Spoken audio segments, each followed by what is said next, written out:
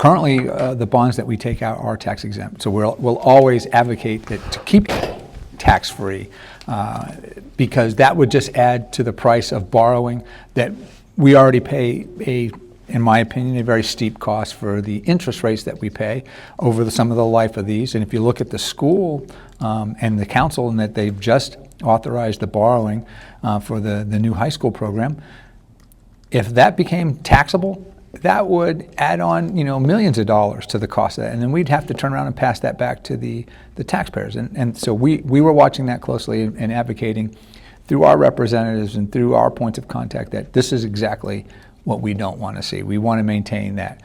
On the other aspect, when we look at it in the lens of the average taxpayer and property tax bill in North Attleboro would benefit from relief from the SALT provision, right? The state and local tax access. So we were watching that one because we agreed that if you cap that, and it was previously capped at $10,000 under the first Trump administration, and it maintained it in place during the Biden administration, and it's set to expire with this passage of this new bill, we'd like to see that increase. The cost of living in New England is the highest, some of the highest in the country. So being able to provide additional relief and put money back into people's pockets through that state and local tax relief, I think would be a good part of this bill. And I hope that passes. Actually, I read because of New Jersey and trying to get it to pass, and because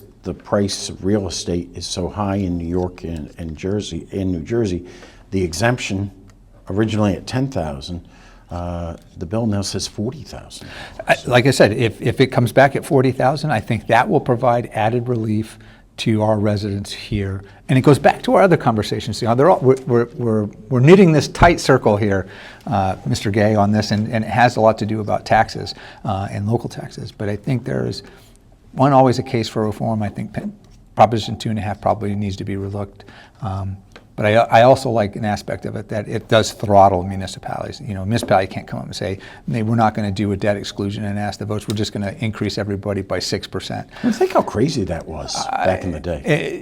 And at the local authority, right, you have wildly varying, mortgage bills that you wouldn't have any kind of, way to predict. At least with Proposition 2.5 you have it, but I think it deserves it.